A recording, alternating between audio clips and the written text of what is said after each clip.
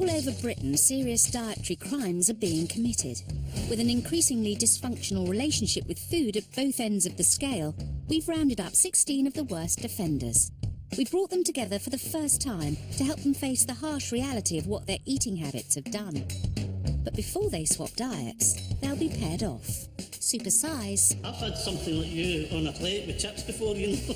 Versus Superskinny. You've got bigger boobs than I am. Each pair will be sent into the feeding clinic to confront their dangerous eating habits in order to kickstart a new, healthier lifestyle. Everything's just so overwhelming. Give me something to eat now. Dr. Christian visits the fattest city in the States for a frightening snapshot of where us Brits are heading if we don't get a grip on our own obesity epidemic. You see a lot of obese patients, a lot of diabetes, high cholesterol, see a lot of heart disease. And do you think this problem's getting worse? Absolutely. And from body dysmorphia to disordered eating to exercise addiction, we're exploring the lives of 6 men and women who've suffered from life-threatening eating disorders. I have the torture going around in my head and the anorexic thoughts just screaming at me all the time. And we'll be revealing how to spot the warning signs if you think a loved one may be at risk. After all, it's not what you're eating, it's what's eating you.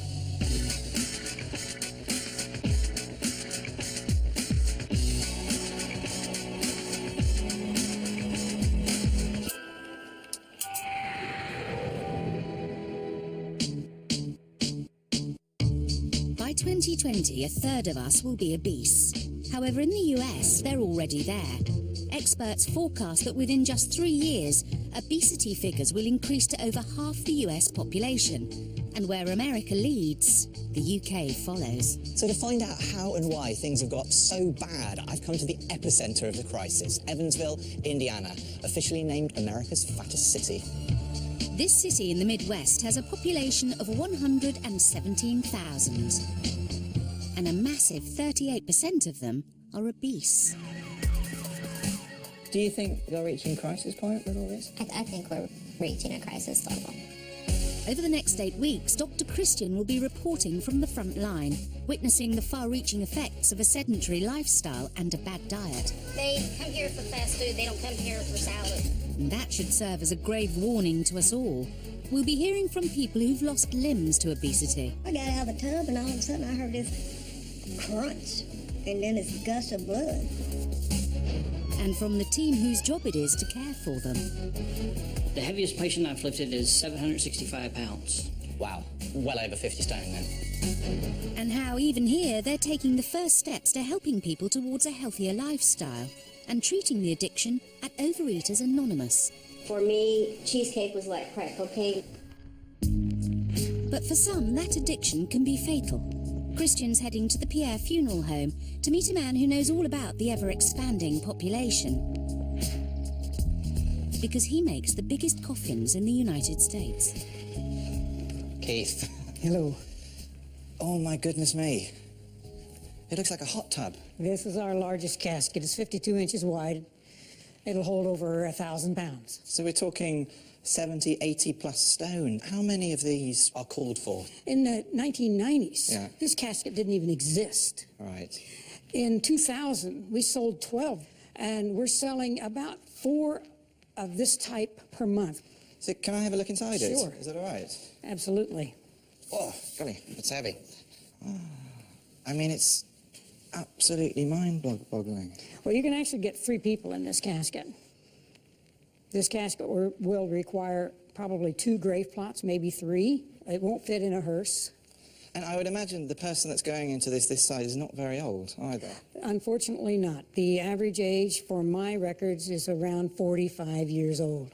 Oh, that's shocking. We've had caskets, large caskets, not this size, but caskets for as young as 11 years old.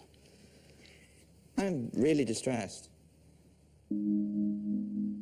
We are going to see the first generation that is not going to live as long as their parents lived because of this. When you tell me you've seen 11-year-olds, I'm lost for words. I'm really upset by that. It is a tragedy. And I know this happens, but when you see the box that you actually use, it's not exaggeration, this is not a film This set. is a real casket. One leading UK manufacturer has quoted that 15% of the coffins they supply are now classed as outsize, and they've seen a tenfold rise in demand for these in just 10 years. We have it too easy, too much. When you go to any fast food restaurant, a standard beef patty used to be 6 ounces. Now they're 10, 12, a third of a pound of hamburger. Are you kidding me? Who needs a third of a pound of hamburger? No one. No one. We think more is better. More is not better. It's clear that obesity is a disease that has far-reaching effects, in death as well as in life. Back in the UK, Dr. Christian wants to make sure we don't end up the same way as the US. With dietary abuse at both ends of the scale, he's bringing together 8 Supersize and 8 Superskinny, who need to ditch their fatal feeding habits before it's too late. The first step is shock treatment, facing their opposites before they go into the feeding clinic to find out exactly what's eating them. Dr. Christian sizes them up before deciding who goes with who. Helen, come forward. I'm going to match you with Elaine. Hello. Nice to meet you. Thank you. I'm just so tiny. I'm not being horrible, but you know what I mean? I don't want to be rude, but I've never seen anyone like that until today. You could have a baby in there, wouldn't know, would you? How much weight do you want to lose? About 1.5 of you. Elaine's tiny and I'm really big, so worlds apart. You've got such a pretty face. Thank you. It'd be lovely when you lose it. Yeah. Helen eats around the clock, whereas for Elaine, food is just an inconvenience. By pairing them up, I'm hoping that these two will learn just how extreme their eating habits really are.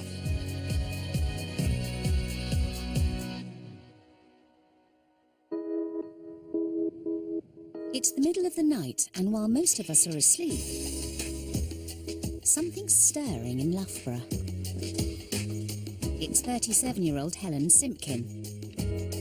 I wake up at 2 o'clock in the morning and I'd go for some crunchy nut cornflakes with cream on and sugar.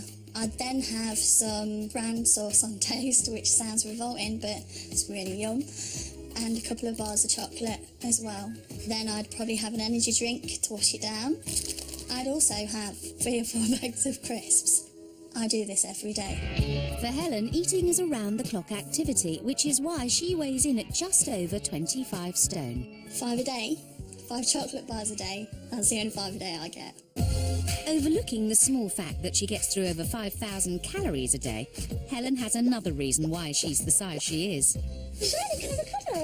I know I'm extremely overweight. I put it down to having 5 children in 4 years. She's a bit chubby. Yeah, and I won't touch a jog. But it's not just that, and I know it's not just that. Because when the kids are at school, nothing comes between Helen and her breakfast. I lay them out on my bed in the order that I want to eat them, so I can focus on the job in hand. It's definitely a daily ritual, and it's Helen time, and I love Helen time. This is like going on a roller coaster, like having a go in a Ferrari. This is just my best thing ever.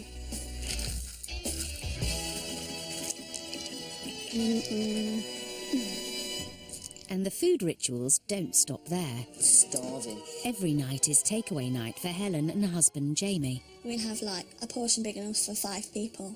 That's delicious. Try this. I need to sort it out. It doesn't affect me the way she looks because she's beautiful inside and out. It's just I'm worried about her health. It's spiralling out of control and I'm just getting bigger and bigger. The opposite is true of Elaine Chapman from Kent.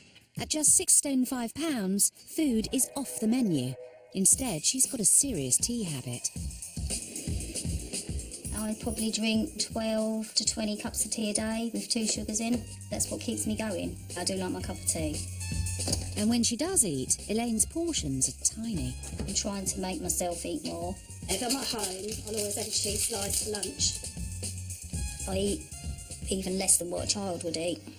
She just eats rubbish. She doesn't ever eat proper food. There's loads of stuff that I've never tried because I think I won't like it. colours put me off. I don't like yellow food, I don't like white food. I mean, eggs are my worst. When I look in the mirror, I just see like a child's body. I think I look like I'm about 12 or 13. I want to look like a woman, not a kid. But before Supersize and Superskinny enter the feeding clinic, Christian's giving Helen a Supersize kickstart by sending her to the US for a terrifying glimpse of her possible future. My name is Pauline Potter. I'm 48 years old and I am 50 stone. I think about food a lot. Spaghetti and French bread, chocolate, ice cream. I'm really into brownies, homemade cookies, or anything that's found in a bakery. I'm a compulsive overeater. Coming up, Helen sees what life's really like when you're so big you can barely move. What the heck? And gets a Supersize shock when the doctor calls. Surprise. Oh, hello. Hello. Back in the UK, Elaine and Helen enter the feeding clinic. I'm not being horrible, darling, but you're going to kill yourself if you carry on like this. I know.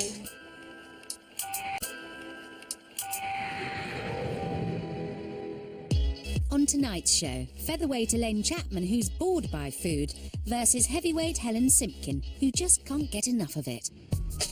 Before Supersize and Superskinny swap diets, Dr. Christian has sent our Supersizers stateside to show her just where extreme food addiction can lead.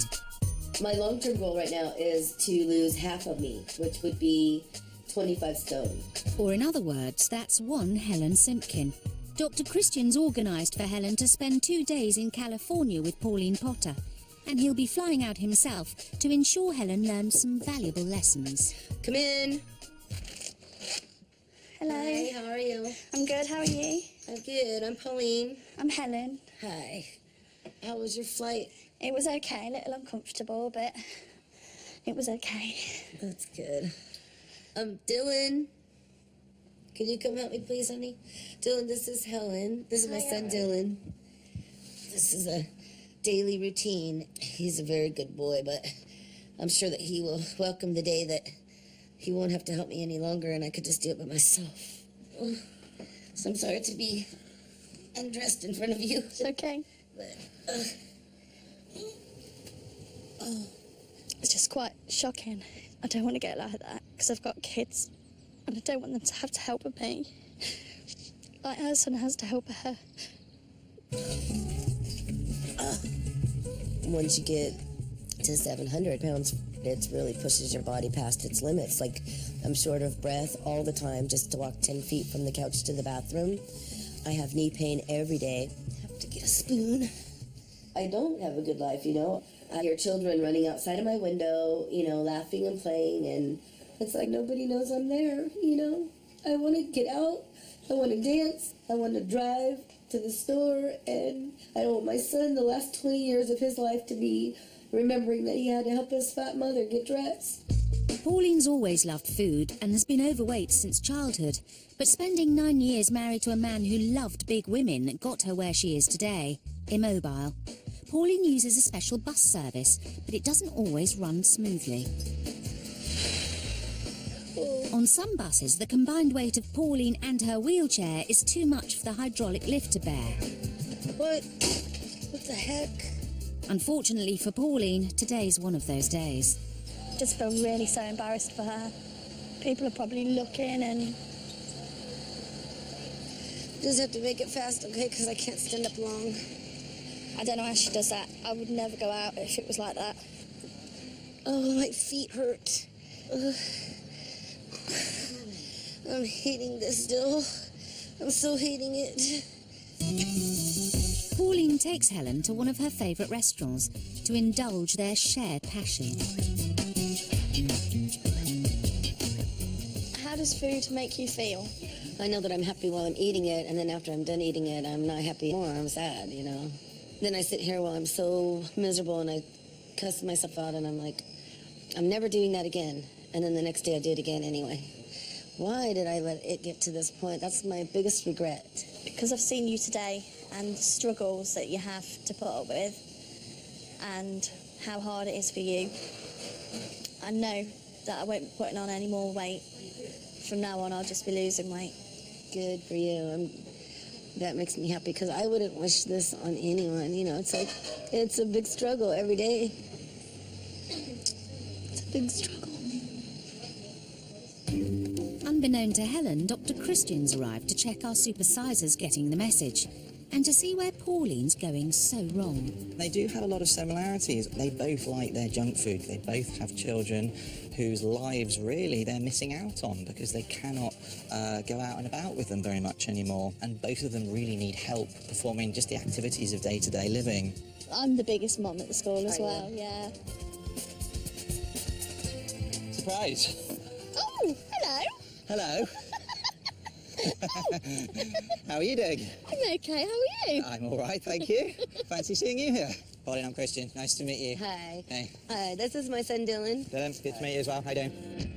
Back home, Dr. Christian wants to find out how being so grossly overweight has affected Pauline's health. I do have knee pain every day. Just taking that little 3-inch step over the threshold is hard for me. And do you see similarities there with you? Yeah, I do. My knees are not good.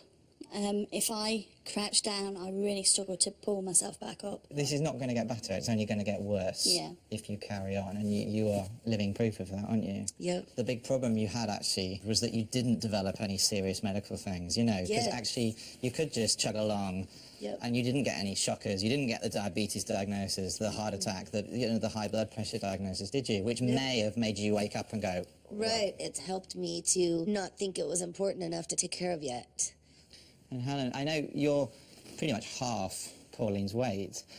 What I don't want you to think is, oh, well, that's all right then. No, I don't. I'm only half her weight, because... Even I struggle. Pauline was your weight once. Yeah. Like, I'd give anything to weigh what you weigh right now. I would give anything to not have to, you know, burden my son. It's quite easy to see that Pauline has no quality of life whatsoever. The really sad thing, though, is looking at her son Dylan, who's 18 years old. He has no quality of life either because of the state his mother's in. Pauline says she's worried about her son and that she hopes to lose weight, but is she really serious?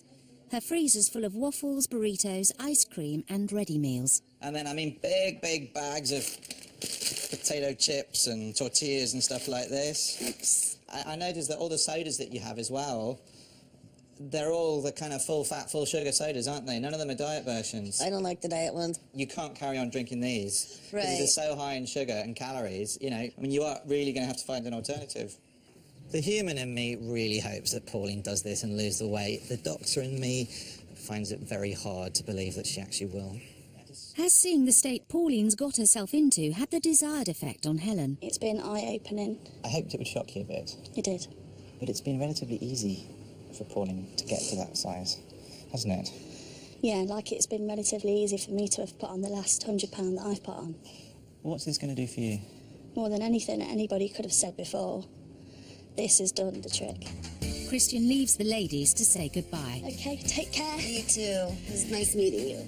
I think Helen will hopefully be helped by this. I think she will think every time she goes to eat something, she'll remember me or my size and think, I don't want to get to that point, so I better stop now. But back in the UK, will that image of Pauline be enough to ensure Helen starts to change her ways? Dr. Christian has reserved a table for two at the all-new feeding clinic. He hopes that the shock of seeing each other struggle with their unhealthy portions will propel Elaine and Helen into changing their terrible eating habits. Time for our girls to check in for 48 hours of dietary rehabilitation. At just 6 stone 5 pounds, Elaine is around 3 stone underweight. As a result, she's putting herself at risk from osteoporosis. Why do you eat so little? I've never really had a massive appetite. I think I eat all right. Don't know. Honestly, I don't. You really don't. I mean, looking at your food diary, you eat nothing. You eat like a mouse. At the moment, you are just running on stimulants. That's what's keeping you going. But it's not fueling, and it's not repairing, and it's not growing your body. That will not last forever. Eventually, you will crumble. Yeah. Helen, on the other hand, gets through an average of 5,743 calories a day.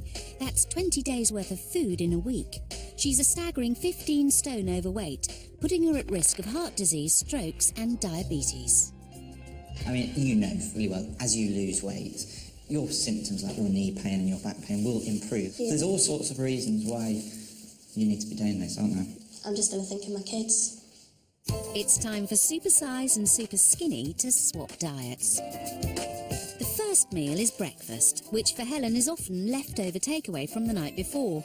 On the menu this morning, egg fried rice, noodles, beef in black bean sauce and sweet and sour chicken. Are you hungry? No. Oh. 2 cans of energy drink, a bucket of prawn crackers and to finish, some chocolate. That's what I normally have. Versus 2 cups of tea. So I've got absolutely no breakfast, that's it? That's it, yeah. Why would you just have this? That's all I need. Is that because you don't have time, or...? No, I've got time. Don't feel hungry? Definitely not now. That's heaven to me. That's just gorgeous. This is the first time I've ever had a Chinese in the morning. Is it? Does that look just... horrendous, darling. I'm not being horrible. Really? Do you want to try some of the beef and black bean sauce? Oh. Don't like it? Disgusting. Have you ever tried energy drinks before? I've never had one in my life. With having 6 children and not a lot of sleep because I'm awake eating, I'm tired all the time. I probably have 6 to 10 energy drinks a day. I'm definitely addicted. Energy drinks may be Helen's lifeline, but at 113 calories a can, they're definitely not helping her waistline. No. I'm not being horrible, darling, but you're going to kill yourself if you carry on like this. I know, that's exactly why I'm here. It's lunchtime, a packet of crisps and 2 cups of tea. Oh, you're kidding me. Versus 8 chocolate fingers and a couple of energy drinks. Helen's trying to get to grips with Elaine's minimal diet. I'm starving. Oh, God. A bag of crisps is not lunch. I'm feeling very ungrateful for that bag of crisps. Elaine doesn't share Helen's sweet tooth and is equally underwhelmed. I didn't mind them fingers, but that drink's making me feel sick. Elaine's clearly missing her cups of tea, and there's nothing wrong with the odd 1 or 2, but Elaine's 15-a-day habit means she's substituting food for her favourite brew. Christian's making up a week's worth to show Elaine exactly how much she gets through in 7 days, and what it could be doing to her health. He's adding 105 tea bags worth of tea to 31.5 litres of water. No wonder there's no room for food. Let's talk about what's actually in tea to start with. This is tannin, or tannic acid, and this is the thing that gives tea its sort of very characteristic flavour. Drinking too much tea on a really poor, minimal, restricted diet is problematic for a number of reasons. Tannin reduces the absorption of iron from your food, and as you don't have a lot of iron in your diet anyway, this is going to be affecting the amount of iron in your body. Right. The other reason why you drink tea, apart from the tannin, which gives you the taste, is the caffeine, which gives you the boost. The longer you leave your tea bag in your cup of tea for, the more caffeine your cup of tea will have in it. If you leave your tea bag in for, say, longer than 3 minutes, altogether, out of your 15 cups of tea a day, you're going to be well above the recommended daily amount of caffeine. The next thing that you add to your tea is... sugar. Elaine gets through an incredible 210 teaspoons of sugar a week in tea alone, which is over half her entire calorie intake. That is an awful lot of sugar. Are you surprised? Yeah, seeing it like that I am. There's no real nutrients that help repair your body, boost your immune system, build you, help you grow, help you get over illnesses. You're just running on empty calories, on sugar, nothing else. Milk will give you some goodness, some calcium, some vitamin D, but that's all. And if that hasn't quite got through to you, then I'm going to show you the actual medical implications of not having enough iron in your diet. So the first one, this is a condition called koilonychia, which basically means a spoon-shaped nail. It's disgusting. And that is one of the effects of iron deficiency. So it has a very significant effect on the body iron, but its most important function is carrying oxygen around your body. If you don't have enough iron, you get very, very anemic, makes you pale, makes you tired, can give you chest pain, palpitations, and funny shaped nails like that. Can also do a couple of other rather nasty things to you. That's a very sore, angry, red tongue. It's a condition called glossitis. This can be very painful. The tongue can get really enlarged, and it can also get massive cracks and fissures in it. It's very unpleasant. Iron deficiency can also cause hair loss. Okay, and if you're drinking that much tea and eating as badly as you're eating, you are almost certainly going to be iron deficient and not necessarily far off developing something like this. Okay. Scary? Yeah, I don't like the look of that at all. Good. It's made me think I'm going to cut down on the amount of tea that I do drink. I still drink it, but just not in the quantities that I do now. Coming up, we meet Ellie, whose eating is far more disordered than Elaine's. There are times when I look in the mirror and all I see is flab and rolls. And in America's fattest city, Christian witnesses the shocking effects of obesity. There's a bit of a mess down there. Yep, one toe missing.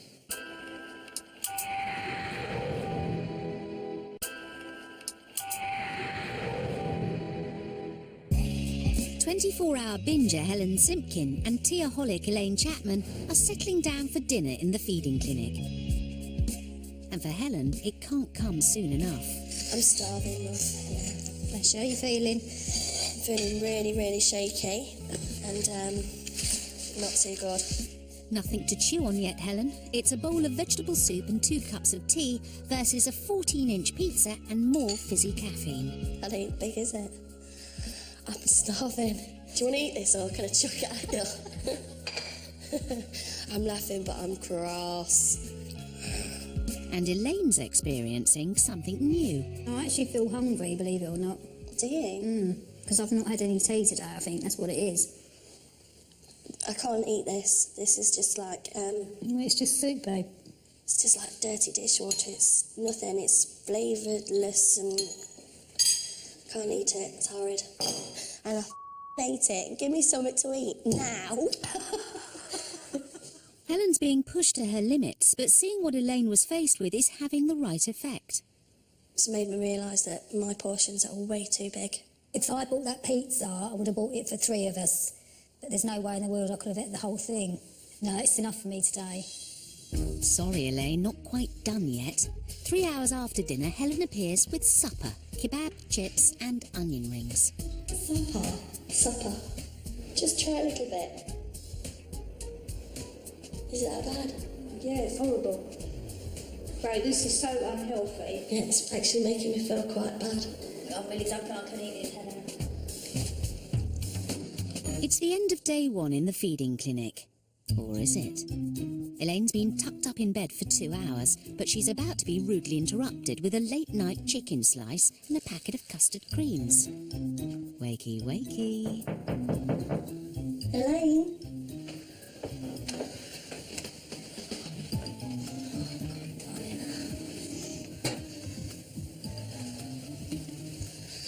Oh, God, what's the time? About 2 o'clock. You don't. That's what I'd normally have to eat, and a couple of more energy drinks. Happy eating. No, I can't believe that she'd have a pizza and then the kebab, chips, onion ring, and then this in the middle of the night. Well, I'm really shocked, but sad for her. This is it till the morning, innit? It's day 2 of the diet swap, which Dr. Christian hopes will force Helen and Elaine to get to grips with their terrible diets. It's lunchtime, and Helen's first solid food since entering the clinic. A ham sandwich and a packet of plain crisps versus a box of chocolates. Wow, well, at least this is something. I think mine's better than yours today. Look at that. It's not too bad. Helen's not convinced Elaine's trying hard enough. I've nearly finished mine, and you've had 3. Yeah. You need to eat at least half of those, Elaine. Well, there's about 20 left. Yeah, we'll just eat 10 then. 10 more. Just? Yeah. That's a big ask, hun. After having them chocolates, I feel quite sick, and I've got no energy at all. Just feel lethargic. This diet of yours is starting to make me feel really ill. Elaine forces down just 5 chocolates and is clearly struggling with Helen's diet. She's also having to confront her own unhealthy relationship with food for the first time. But for the 1.6 million people in the UK suffering with an eating disorder, it's a daily battle.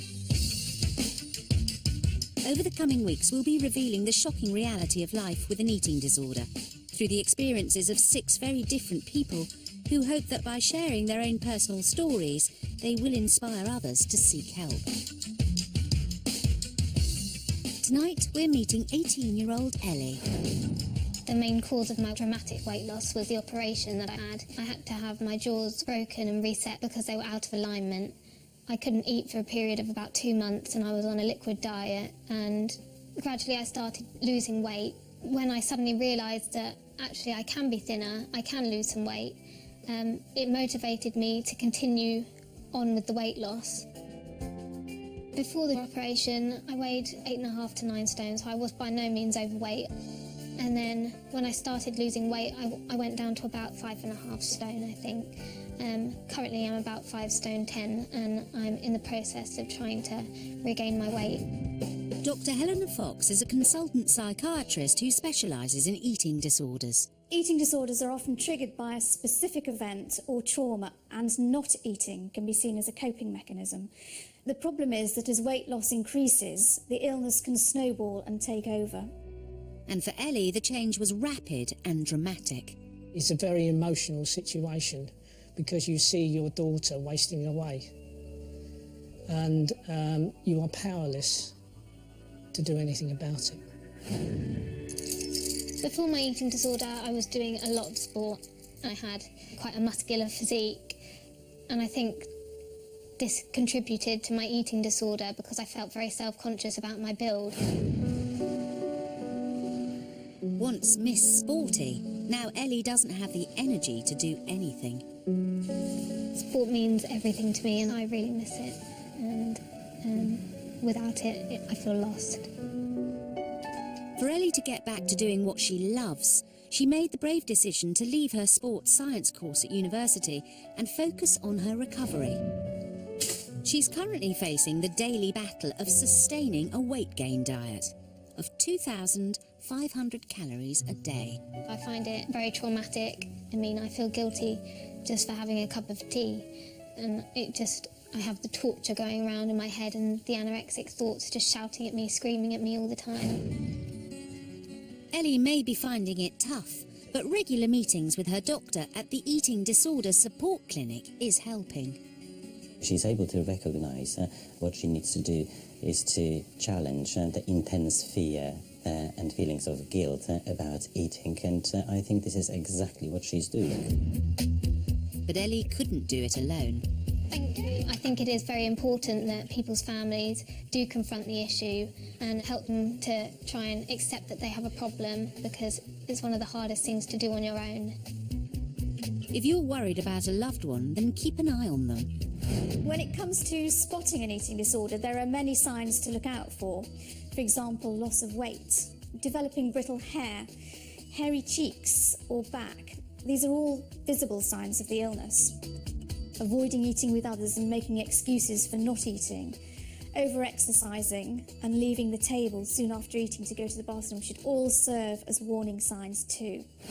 I know that inside everyone with an eating disorder, there's a person crying out for help who just wants some support and wants the pressure taken off them and someone to help them to eat.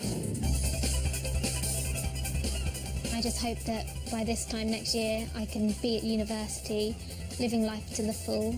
I want to be able to go out for a meal with my friends and feel good about myself and just be happy, really. To find out more about eating disorders and where to go for help, log on to channel4.com/supersize.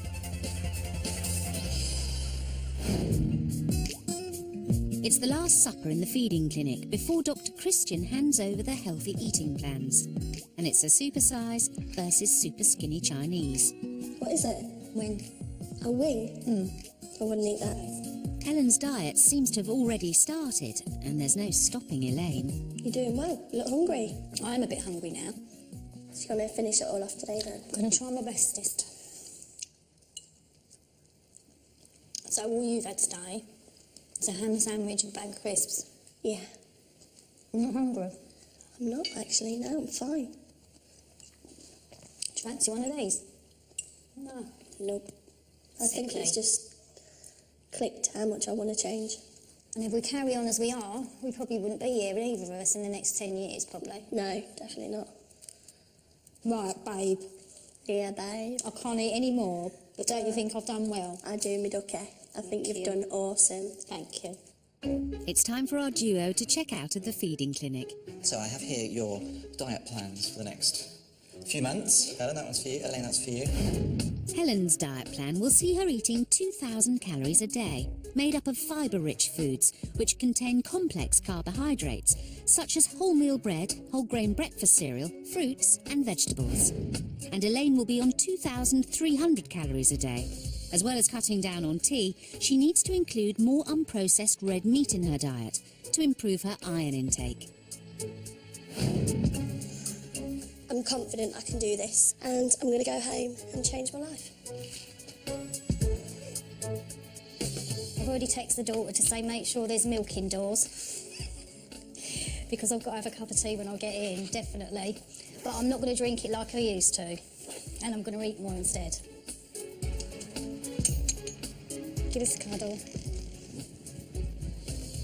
Next time I see you, babe, I want to see you a couple of stone lighter. I will be. And you a couple of stone heavier. OK, darling, you got a deal. See ya. We'll be catching up with them later. This series, Dr. Christian's on a mission to target the obesity crisis hitting Britain, and he's looking to the land of plenty for answers. I'm in the epicenter of the US obesity crisis, Evansville, Indiana, officially America's fattest city, to investigate why Americans are getting bigger and bigger, and to find out what we in the UK can learn from where America has gone so very wrong. The Deaconess Hospital is at the forefront of the fight against fat in Evansville. This state-of-the-art facility houses its very own weight loss surgery centre and a bustling diabetes unit. And with over a third of patients overweight or obese, they've got their work cut out. Obesity-related heart problems are all too common, and today Carmelo Ramos, who weighs 28.5 stone, has been rushed in. Mr. Ramos came in with some chest pain, so they want to do a screening for any significant blockages in the heart arteries. To find out how well Carmelo's heart is functioning, he needs to have a cardiac stress test. Usually this would be done using a treadmill, but due to Carmelo's size, the doctors have to do an alternative procedure. Dr. Moore's come in to administer the drug that's going to speed up our patient's heart. This will stimulate the effects of exercise so he can assess how the heart is functioning when it's working hard. Now, this may make your heart speed up even more, okay? Don't be alarmed. Mr. Ramos's heart is now beating at the rate it would be if he were running. His blood pressure is 235 over 117. I just went to 40 mics of WB. Blood pressure of 235 or 117 is getting on for fairly high. So you can see now on the screen his heart is really banging away. Patient's not very comfortable because it's quite an anxious feeling, this.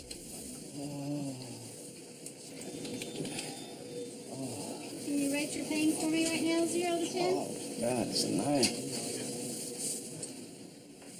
Despite the chest pains, Carmelo's heart is functioning normally. But it's a tragedy that he has to be given drugs to increase his heart rate rather than just getting on a treadmill. However, for some, obesity has more permanent consequences. Nancy has a diabetic ulcer, and she developed an infection in that ulcer, and now it has spread to another part of her foot as well. There's a bit of a mess down there. Yeah, it has been. And you've got a toe missing. Yep, one toe missing. Your whole ankle is very deformed as well. It's sort of all gone over to one side. And this is, I presume, what we call a Charcot joint. Yes, she's had some structural changes in her foot from damage to the nerves from diabetes. And how old are you? 55. Do you feel young to be getting this? Oh, yeah. Do you think there's something you could have done to stop it? I don't know. I think I might could have stopped it. Has diabetes problems, obesity problems got more common since you've been here? Big majority of the patients that I see are So you're getting obese. busier? Yes, definitely. Sometimes it feels like a losing battle. It can be frustrating to deal with patients that don't seem to be helping themselves as I'm trying to help them. 85% of Americans who have type 2 diabetes are overweight or obese. And in the UK, it's a growing cause for concern. The number of cases have doubled over the last 15 years, and it's estimated that by 2025, 1 in 15 of us will have type 2 diabetes. Nancy's predicament should be a cautionary tale for all of us. Coming up, will Helen and Elaine have stuck to Dr. Christian's healthy eating plan? Hello, gorgeous.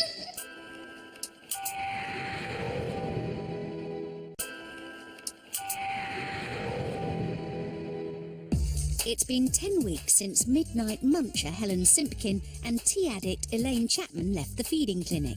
It's time to find out if they've stuck to their healthy eating plans. I'm extremely nervous about today in case I've not lost much weight. However, in myself, I feel better mentally and physically. How has it all been? Tell me. No chocolate, no sugar, no energy drinks. That's huge for you. Yes, it is. People used to say, like, oh, if you're depressed or you feel a bit low, it's because of all the sugar and the rubbish that you eat. And I never really believed them. I thought, no, it's not. But, you know, 3 weeks into eating healthy, I could tell a huge difference. Really good. I'm so pleased to hear you say that. And you look great. Thank you. One of the things that I found very poignant that you said to me was the fact that your weight was really stopping you being a mum and playing with your kids. Is that starting to change too? I'm not afraid to get down on the floor now and just mess about. And we're going swimming next week as well as a family. Excellent. I've never done that. You've never done it before? Never done that. Are you looking forward to it? Really am, yeah. I'm quite nervous. I don't want to let anybody down, but I'm happy I'm here. Can't wait to see Helen again. Elaine, hi. Hiya. Welcome back. Thank you. Good to see you. Nice to see you too. Tell me how it's all been. It's been okay. I've struggled at times. What sort of changes have you made then? I'm eating about 6 times a day now as compared to 1. That's brilliant. It is for me. That's a different person Yeah. talking. And so tea-wise, what are you down to now? Well, I was on 15 to 20. I think I'm on about 10 now. So you have cut down? I have. Not out? Not out, no. But it's I no don't longer think- substituting food, is it? No, it's not. You're eating properly, and that's the important thing. Yeah. Good, I'm delighted. Thank you. Thank you for your help. Time for the ladies to be reunited. Hello, gorgeous. Oh, so do you. Right. Yeah, I feel fine. And you? That's shrunk, isn't it? Yeah. Bless you. Yeah, you look brilliant. Oh, cheers. Really darling. Healthy. Thank you. People said it's sort of gone on my face a bit. Yeah.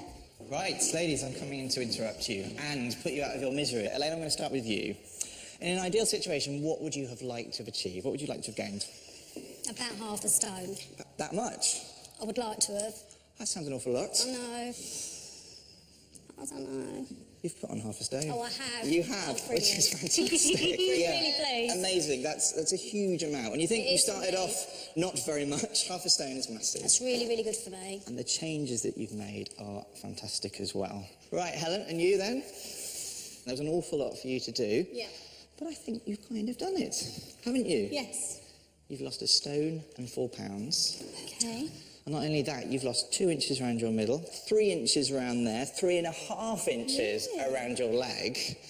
That's brilliant, babe. Which is fantastic. Slowly but surely is the way to go, and it's the way that you will maintain these. Do you think you guys can now keep this up? Definitely. Is this the way forward? Yeah. Good, that's all I want to hear, and I'm really proud of you both. Well Thank done. you. Thank you. Well done, darling. Well done. I'm really, really chuffed with myself because I have struggled at times, but now I know it's been worth it. And that's only in the course of just over 2 months, so I think what I could do in a year. My kids will be really proud of me. They'll be really happy. I'm definitely going to carry on. I'd like to put a stone on altogether, be about sort of 7.5 stone. I know it don't sound a lot, but for me it is. It's loads. The way that I used to eat before was horrible. It was no way to live. I feel brilliant now, fantastic, and just really positive about the future. Next week. Rob, I want to match you up with Hayley. I think he tells himself he doesn't eat that much. He probably tells himself he has a bowl of cereal when he's actually had a whacking great plate of fryer. Anorexic Emma reveals her incredible recovery story. The amount of times I've bumped into people and then they've realised a few minutes later who I actually am. And back in America, Dr. Christian gets a possible taste of things to come over here. I found the whole thing really quite eye-opening in the amount of people involved, the cost of the equipment involved. How the NHS is ever going to cope with that, I have no idea.